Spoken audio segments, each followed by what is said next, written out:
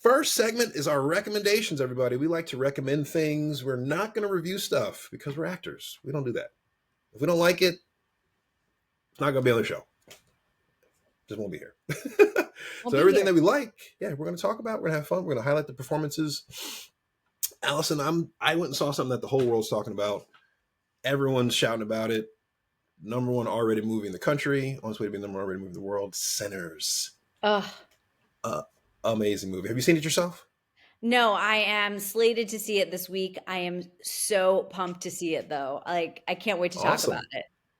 Awesome. Yeah, we'll have to do a full little segment on it next week. But I really enjoyed it. I am a big Ryan Coogler fan. I need to go back and see Fruitvale Station. I haven't seen that one. It's been on my list for the longest amount of time. California native. He killed it with this one. This was a movie.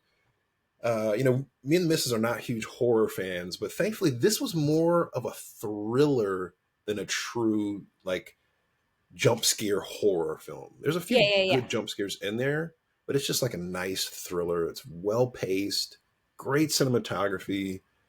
Performances are amazing. Written and produced, directed by Ryan Coogler, produced by Michael B. Jordan.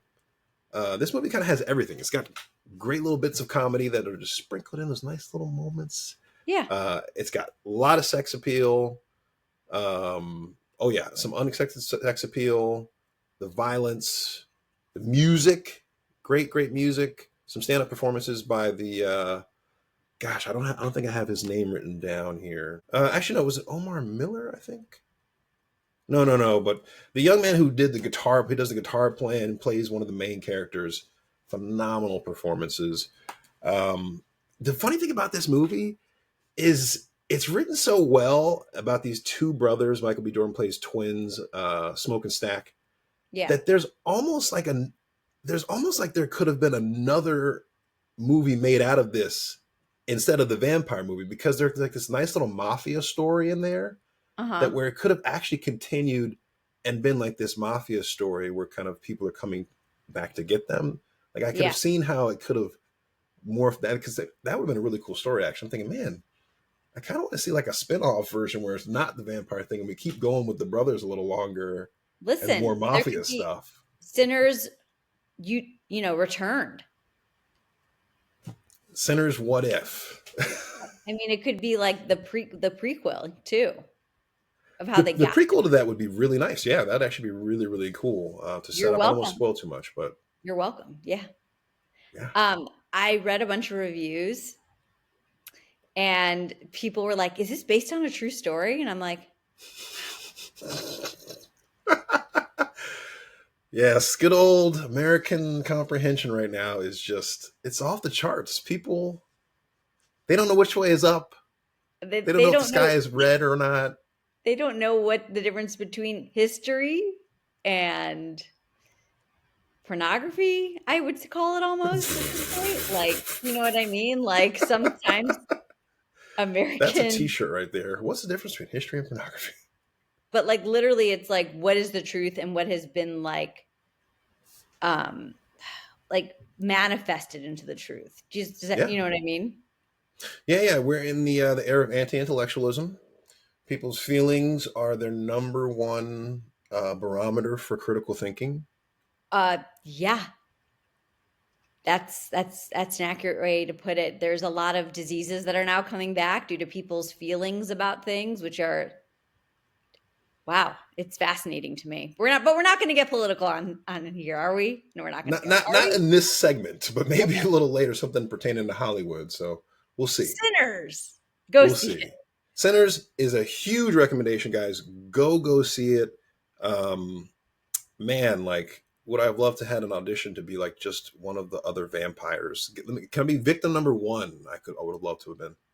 Do you ever like see a movie that you really like and you just make up a fake audition for yourself just to Yeah, tag the director? every time, Seriously, same. all the time. I said I will write something for myself, like a small scene for myself, and I'll be like, just to tag the person in that to be like, are you noticing this? Yeah, it's Oh, just I want to like work with you. now I need to start actually tagging them, but yeah. Let's move on, Miss Allison. What is your recommendation? Got anything you want to recommend to the folks? Yes. If people have not seen or started watching The Studio with Seth Yeah, Rogen, you are missing out on what I think is such a great insight to Hollywood and how things are made. I think it is unbelievably well done. yeah. I love the cast. I love the writing. I love the way that they're using the cinematography to do a lot of one shots in Hollywood. Um, I just think like the pilot. Have you watched it all yet? No, no. It's we're planning to though. It's I had to beg my fiance not to cancel her Apple subscription. She's like, I think I'm going to cancel. I was like, we got to watch the studio. She's like, okay. You've got to watch The Studio.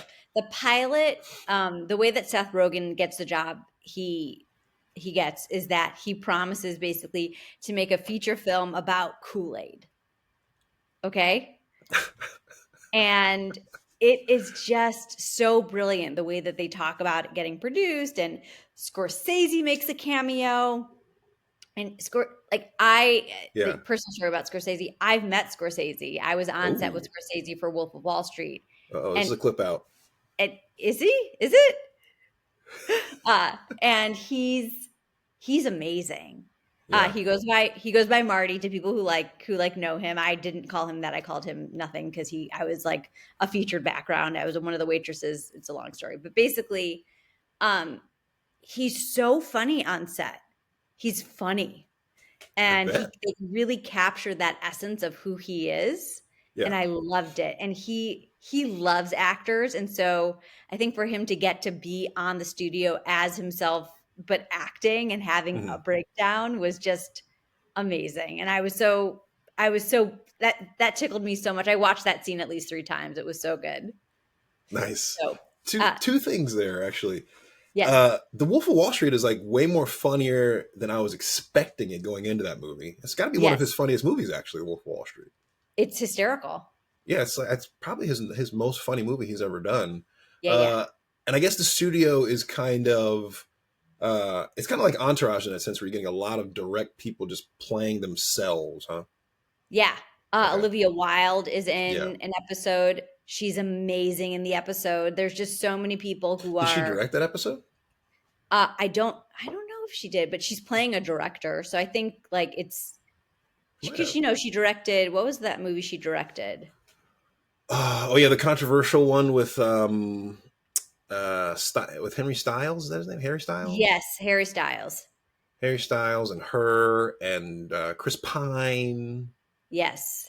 And they Something I can't. I don't know. what was it called? But anyway, yeah, so she's playing a director, and it was just watch The Studio. I think it's a great way to see how crazy it is behind the scenes and how you Mhm. actually get something made and produced, and like how quickly things have to kind of turn.